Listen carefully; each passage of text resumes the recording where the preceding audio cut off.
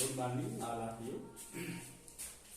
हम आज जो है electric field intensity due to charge ring at a point lied on its axis, मतलब ये हमारे पास ये चार्ज रिंग है और इसका सेंटर से जाने वाला ये एक्सिस है। इस एक्सिस पर एक पॉइंट पी है और इस पॉइंट पी पर हमें इलेक्ट्रिक फील्ड इंटेंसिटी फाइंड करनी है। ठीक है, तो आप ये समझ सकते हैं कि 3D फिगर है। जैसे मान लो हमारा ये रिंग हो गया और ये इसका एक्सिस है, तो यहाँ पर एक पॉइंट है। इस पॉइंट पर हमें जो है इलेक्ट्रिक फील्ड इंटेंसिटी फाइंड करनी है। ठीक है, अब इस पॉइंट को हम यहाँ से इस वाले एंड से ज्वाइन करें और इस वाले एंड से ज्वाइन करें तो हमेशा जो ये एंगल बन रहा है ये हमेशा फाई ही बनेगा, चाहे जिस एंड से, क्योंकि डायरेक्टली अपोजिट एंड से जब ऐड करेंगे तो हमेशा ये एंगल जो होगा पॉइंट पी पर जो है फाई ही बनेगा। मतलब हम कह सकते हैं कि एंगल फाई एक कांस्टेंट वैल्यू होगी। ठीक, अब ये पॉजिटिवली चार्ज रिंग है, इसका हमने एक छोटा सा एलिमेंट dx लेने का छोटा सा एलिमेंट ले लिया और इसके कारण यहाँ पर पहले हम इलेक्ट्रिक फील्ड इंटेंसिटी फाइंड करेंगे। ठीक है, पॉइंट P का O से जो डिस्टेंस है वो A है और इस रिंग का जो रेडियस है वो R है। ठीक, तो अब इस यहाँ से जब इस पॉइंट P पर इलेक्ट्रिक फील्ड इंटेंसिटी हमें फाइंड करनी होगी, एलिमेंट को P से ज्वाइन करना होगा। तो हमने ये देखो एलिमेंट को P से ज्वाइन कर दिया। अब जो इलेक्ट्रिक फील्ड इंटेंसिटी होगी उसका डायरेक्शन, क्योंकि ये पॉजिटिवली चार्ज रिंग हमने लिया है, इस एलिमेंट के कारण यहाँ पर जो डायरेक्शन होगा इनको, मतलब एलिमेंट को पॉइंट से ज्वाइन करने वाली लाइन के एलान बाहर की दिशा में होगा, आउटवर्ड डायरेक्शन में होगा, जो कि हमने ये दिखाया है। ठीक है, तो कहने मतलब ये हमारा DE हो गया।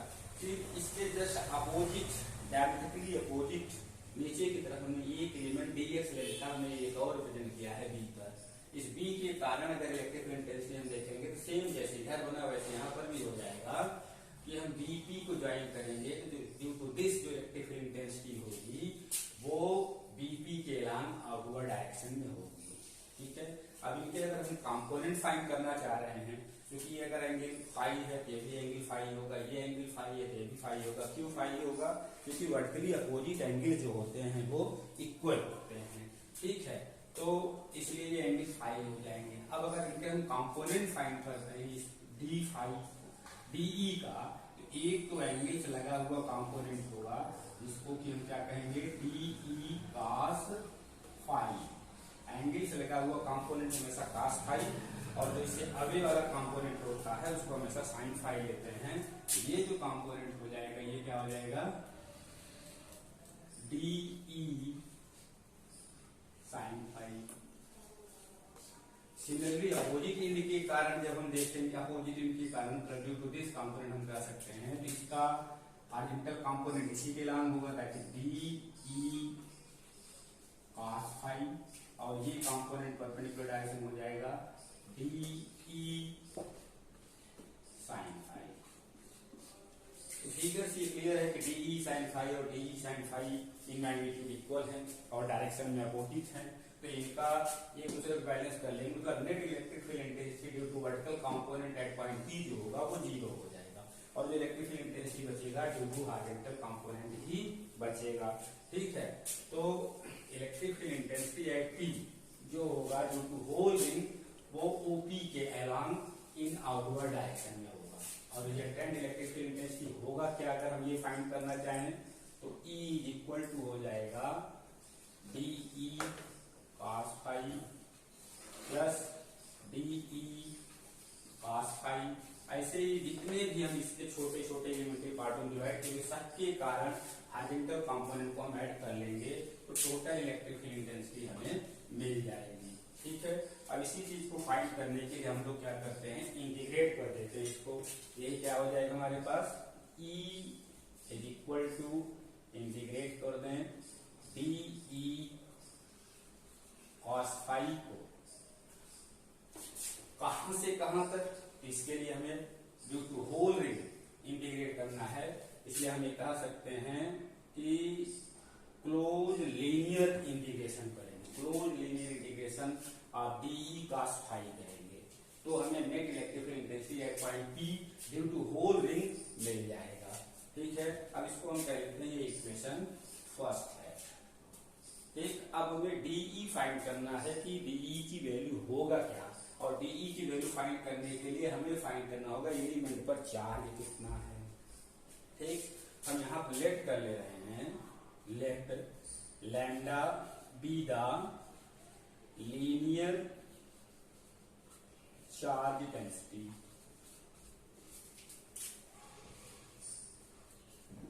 Charge density on the ring, then charge on element, charge on element equation से दिस में वेरी स्मॉल अमाउंट में होगा, और dq जो हो जाएगा लैम्डा इंटू डी एक्स के इक्वल होगा, लैम्डा इंटू डी एक्स के इक्वल होगा, क्योंकि चार्ज डेंसिटी का मतलब होता है कि यूनिट लेंथ पर चार्ज जो होगा उसको हम लीनियर चार्ज डेंसिटी कहेंगे।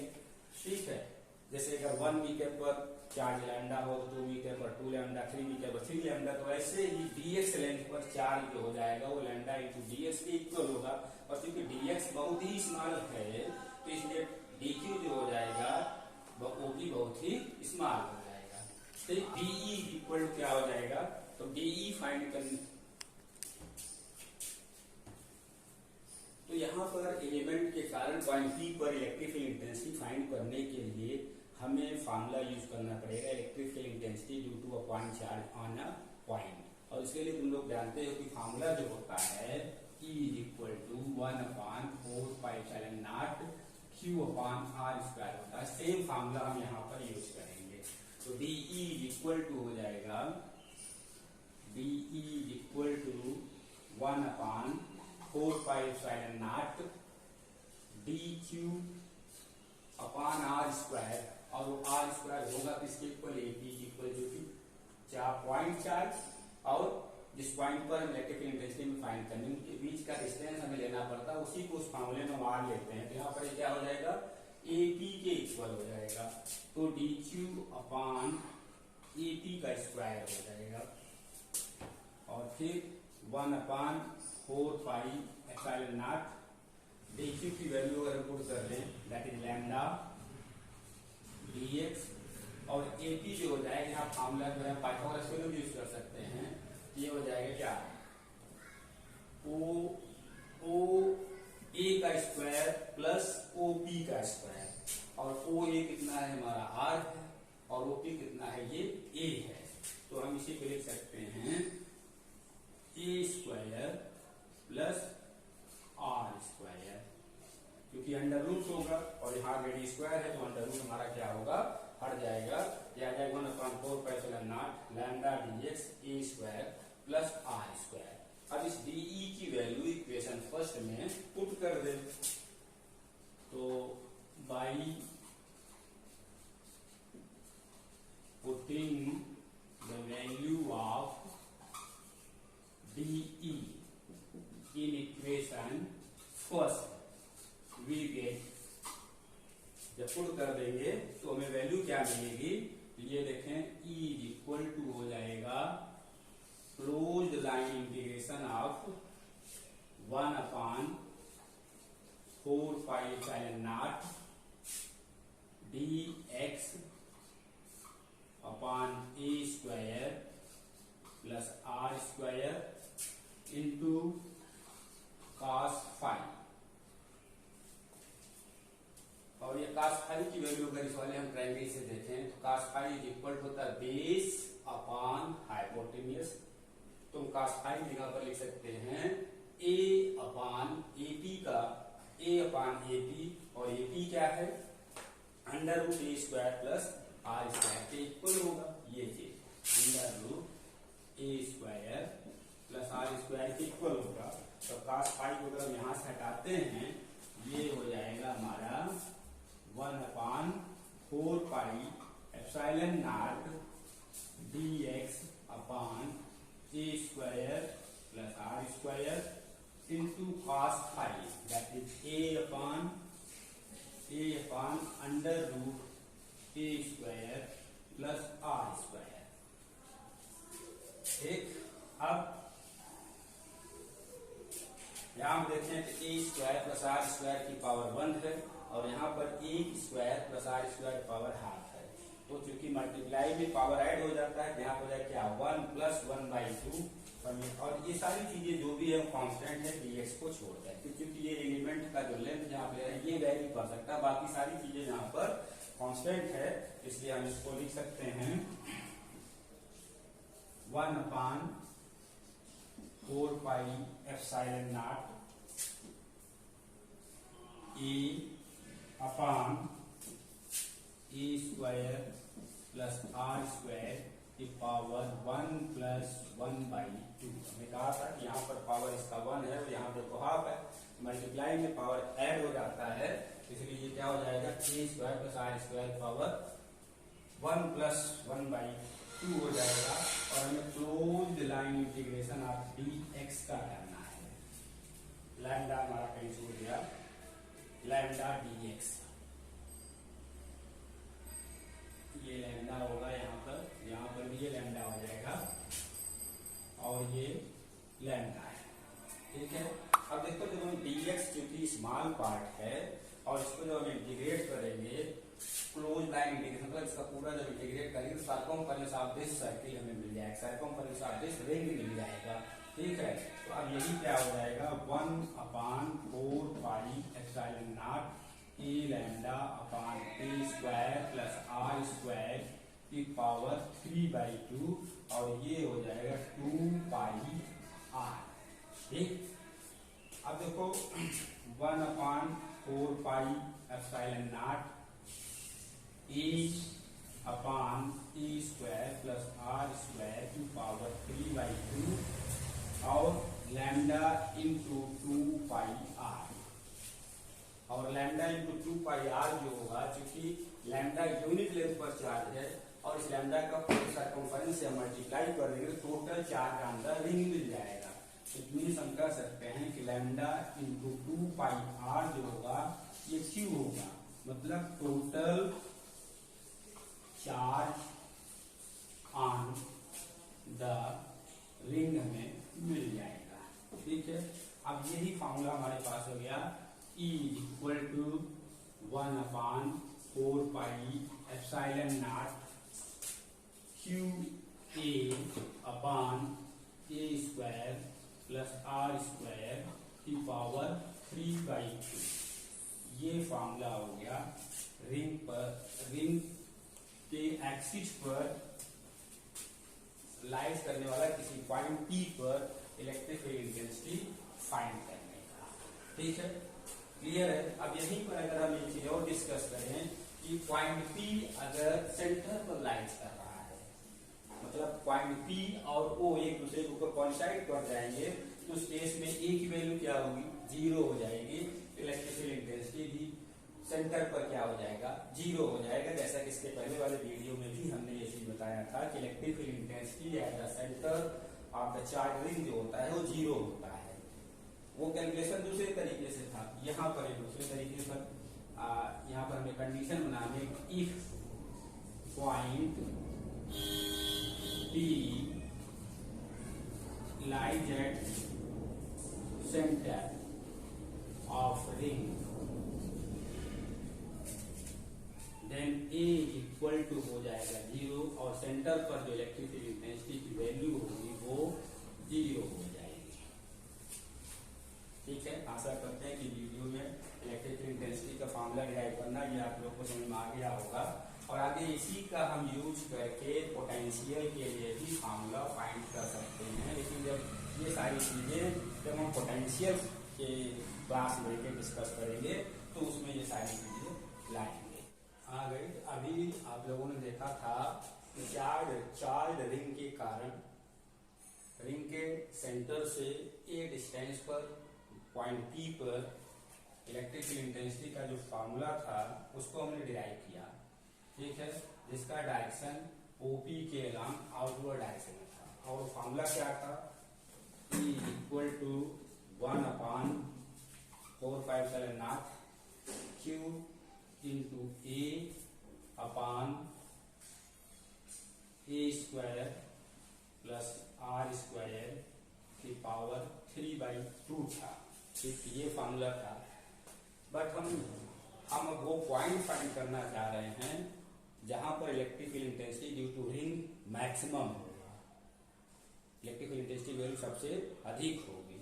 वो फाइंड करने के लिए अब में ये फिगर से क्लियर है इस पॉइंट P, क्योंकि P का डिस्टेंस इसमें इन्वॉल्व है A की वैल्यू पर इलेक्ट्रिक फील्ड इंटेंसिटी डिपेंड कर रही है। अब जैसे जैसे A की वैल्यू इधर आएगी टूवर्ड द रिंग या away the ring, electric field intensity की वैल्यू क्या करेगी, वेरी करेगी। ठीक है, तो यहाँ पर A ही हमारा वेरिएबल था, तो हमने A को ही कंसीडर कर लिया कि ये x है। ठीक है, अब यही फार्मूला हमारे पास क्या हो जाएगा, E is equal to 1/4 pi epsilon naught QX upon x square plus R square की पावर 3/2। R तो रेडियस ही है, ये तो डिक्रीज या इंक्रीज हो नहीं सकता है, तो चेंज क्या हो सकता है, ये A की वैल्यू जिसको अभी हमने वेरिएबल पार्ट x लेट कर लिया है। ठीक, अब एक्सट्रीमम वैल्यू फाइंड करने के लिए, मैक्सिमम वैल्यू या मिनिमम वैल्यू फाइंड करने के लिए हम लोगों ने मैक्सिमम और मिनिमम मैथ में पढ़ा है। उसके लिए क्या करते हैं, इसको हम डिफरेंशिएट कर देंगे, क्योंकि E डिपेंड कर रहा है x पर, तो E को x के रिस्पेक्ट में डिफरेंशिएट करके उसको 0 की इक्वल करते हैं और x की जितनी भी पॉसिबल वैल्यू होती है वो वैल्यू फाइंड करते हैं। ठीक है, और फिर सेकेंड डेरिवेटिव फाइंड करके उसमें x की वैल्यू पुट करते हैं। अगर सेकेंड डेरिवेटिव की वैल्यू जिस पॉइंट पर माइनस में आ जाएगा उस पर इलेक्ट्रिकल इंटेंसिटी की वैल्यू मैक्सिमम होगी, और जिस पॉइंट पर सेकेंड डेरिवेटिव की वैल्यू पॉजिटिव आएगा उस पर इलेक्ट्रिकल इंटेंसिटी की वैल्यू मिनिमम होगी। ठीक है, इसका मतलब पहले हमें इसको क्या करना है, x के रिस्पेक्ट में डिफरेंशिएट करना है। तो x के रिस्पेक्ट में जब डिफरेंशिएट करेंगे मतलब dE/dx फाइंड करेंगे। ठीक है, और ये Q/4 pi epsilon not, Q/4 pi epsilon not ये कांस्टेंट, डिफरेंशिएट तो हमें इसको करना पड़ेगा, d/dx of x/x square plus R square power 3/2। ठीक, अब इसमें डिवीजन रूल अप्लाई होगा जब हम इसको डिफरेंशिएट करेंगे, तो Q/4 pi epsilon not d/dx का मतलब पहले हम ये लिखेंगे x square plus R square की power 3/2 d/dx of x minus x into d/dx of x square plus R square की power 3/2 upon x square plus R square की power 3/2 का स्क्वायर करेंगे तो केवल ये क्या बचेगा, 3 बचेगा। ठीक है, और अब इसको हम एज ए के कांस्टेंट कर लें तो थोड़ा सा सिंपल हो जाएगा। और अब ये तो हमारा मल्टीप्लाई में ही है, x square plus R square की पावर 3/2 d/dx आप x करेंगे तो 1 हो जाएगा, माइनस x इंटू d/dx आप इसका जब करेंगे ये हो जाएगा पहले 3/2 x square plus R square की पावर 3/2 माइनस 1। जब हम लोग x कोऑर्डिनेट को डिफरेंशिएट करते हैं फॉर्मूला होता है nx की पावर n माइनस 1, वही फॉर्मूला मैंने यहाँ यूज किया। फिर ये फंक्शन का फंक्शन है तो हमें x स्क्वायर को अगेन डिफरेंशिएट करना पड़ेगा। जब x स्क्वायर को डिफरेंशिएट करेंगे तो ये हो जाएगा 2x अपान x square plus R square का क्यूब। ओके गाइस, और फिर यहाँ पर ये 2 और ये 2 कैंसिल हो जाएगा, और इस पूरे में अगर देखें कि 3/2 पर तो एक इसके पावर लिखते हैं इसको, तो ये हो जाएगा dE/dx is equal to k x square plus are square की पावर 3/2 माइनस 3x, और ये हो जाएगा x square plus are square की पावर 1/2 हो जाएगा। Power 1/2 upon x square plus are square का क्यूब हो जाएगा। अब इसमें देखते हैं तो x square plus are square की पावर 1/2 कॉमन है, इसको अगर कॉमन कर लेंगे k into x square plus are square की पावर 1/2 कॉमन करते हैं तो यहाँ पर हमारे पास क्या बचेगा 3/2 माइनस 1/2 मतलब 2/2 1, मतलब यहाँ पर जो बच जाए वो x square plus are square की पावर 1 मतलब वही होगा। और ये हमारे पास क्या हो जाएगा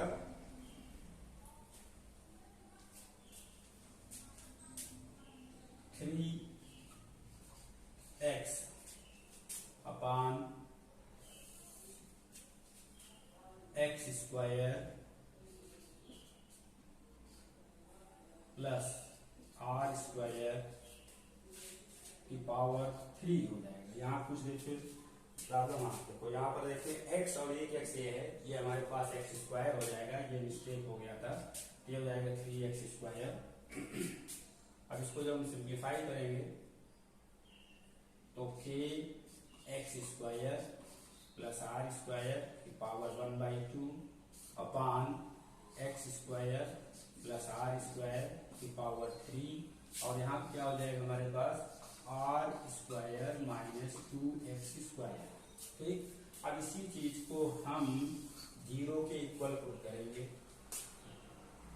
फॉर मैक्सिमा। क्या हो जाएगा de/dx शुड बी 0। ठीक है, और de/dx इक्वल 0 होने का मतलब ये हो गया कि X square plus are square की power 1/2 upon x square plus are square का cube into R square minus 2x square is equal to 0। ये सारे पार्ट इधर चले जाएंगे, 0 हो जाएंगे, तो क्या हो जाएगा R square minus 2x square is equal to 0 हो जाएगा। ठीक है, इसका मतलब हम ये कह सकते हैं कि 2x square is equal to R square हो जाएगा, then x is equal to R upon √2 plus minus का हो जाएगा, x is equal to plus minus R upon √2 हो जाएगा। इसका मतलब क्या हुआ, प्लस माइनस का मतलब क्या हुआ कि x is equal to R upon √2 और x is equal to minus R upon √2। इन दोनों पॉइंट्स पर इलेक्ट्रिक फील्ड इंटेंसिटी की वैल्यू मैक्सिमम होगी। कहने मतलब ये रिंग है, अगर यहाँ पर एक पॉइंट हम ले लें क्या मैक्सिमम वैल्यू के लिए वैल्यू m है और ये डिस्टेंस कितना हो जाए r अपान √2 हो जाए, या इसके अपोजिट है समझो माइनस साइन करके आ रहा है इधर, ये भी डिस्टेंस हो सकता है, करो m डैश है, यहाँ पर वैल्यू क्या हो जाएगी r अपान √2। इन दोनों पॉइंट पर जो चार्ज रिंग जो इलेक्ट्रिक फील्ड इंटेंसिटी होगी वो मैक्सिमम होगी।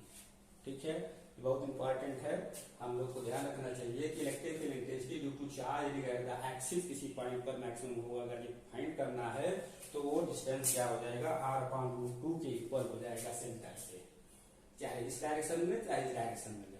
ठीक है, इसीलिए इसमें प्लस और माइनस करके ये वैल्यू आया हुआ है। अब इलेक्ट्रिक फील्ड इंटेंसिटी मैक्सिमम होगी कितनी, अगर ये फाइंड करना है तो ये जो वैल्यू है हमने इलेक्ट्रिक फील्ड इंटेंसिटी के जो फॉर्मूला डिराइव किया है, यहाँ पर x जगह पर r अपान √2 अगर पुट कर देते हैं तो मैक्सिमम इलेक्ट्रिक फील्ड इंटेंसिटी की वैल्यू हमें मिल जाएगी। ठीक है, तो E मैक्सिमम मतलब मैक्सिमम इलेक्ट्रिक फील्ड इंटेंसिटी, इसके लिए क्या करें, फॉर्मूला हमारे पास है E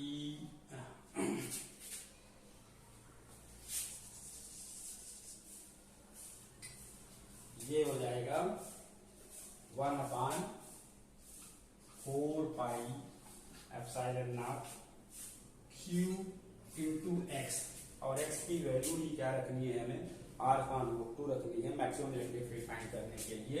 ये यहाँ पर पुट कर देंगे r/√2। देन इसके बाद देखो यहाँ फॉर्मूला है एक्स स्क्वायर, मतलब r/√2 का स्क्वायर प्लस r स्क्वायर और होल की पावर जो है वो 3/2 है। मैक्सिमम इलेक्ट्रिक फील्ड फाइंड करने के लिए हम x की जगह पर r/√2 रख दिए। अब ये वैल्यू क्या हो जाएगी, 1/4 पाई एप्सिलॉन नॉट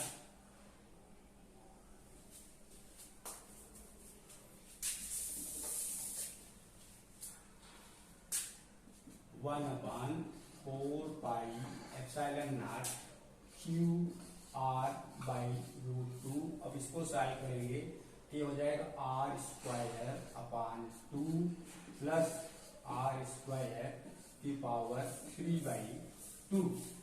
ठीक है, अब इसका एलसीएम लेंगे तो ये हो जाएगा 2r² प्लस r² मतलब 3r²/2 हो जाएगा।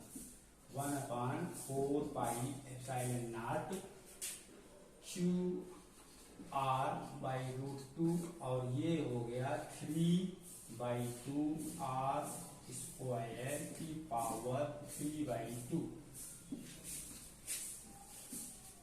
अब इसको हम सिंप्लीफाई करें तो ये हो जाएगा r² की वैल्यू जब हम फाइंड करेंगे 1/4 पाई एप्सिलॉन नॉट QR/√2, ये तो ये हो गया, और ये क्या हो जाएगा 3 की पावर 3/2 और ये ऊपर चला जाएगा 2 की पावर 3/2 और r² का पावर 3/2 है, ये 2 से 2 कैंसिल हो जाएगा और ये आ जाएगा r³। ठीक है, और ये अगर देखें तो ये पावर और ये कैंसिल हो जाएगा। 1/4 पाई एप्सिलॉन नॉट QR/r² हो गया। अब ये 2 की पावर 3/2 को हम लिख सकते हैं 2√2 और 3 की पावर 3/2 को भी हम लिख सकते हैं 3√3। अब ये √2 और ये √2 कैंसिल आउट हो जाएगा, तो अब ये हमारे पास फॉर्मूला बन जाएगा 2 2 जा 4 और 3 2 जा 6 √3 पाई एप्सिलॉन नॉट QR²। ये E मैक्सिमम के लिए फॉर्मूला हो जाएगा। Electric field intensity due to charge ring जो मैक्सिमम वैल्यू होगी उसके लिए फॉर्मूला हो जाएगा E maximum 1/6 pi epsilon naught QR², जो कि कहां पर होगा, सेंटर से एक्सिस पर r/√2 के डिस्टेंस पर दोनों का। ठीक है, यहाँ पर जब लेंगे इलेक्ट्रिकल इंटेंसिटी तो इस डायरेक्शन में होगा और रिंग इस साइड में लेंगे तो इलेक्ट्रिकल इंटेंसिटी उसी एक्सिस पर आउटवर्ड डायरेक्शन में साइड चेंज हो जाएगा। ओके गाइस, गाइस कुछ लोगों ने हमारे पास कमेंट किया था या कह सकते रिक्वेस्ट किया था कि Newton's law of motion class 9 को डिस्कस करने के लिए, तो हम अगले नेक्स्ट क्लास में न्यूटन्स लॉ ऑफ मोशन के बारे में डिस्कस करेंगे। ठीक है, बाकी ये वीडियो देखते रहिए, खुश रहिए।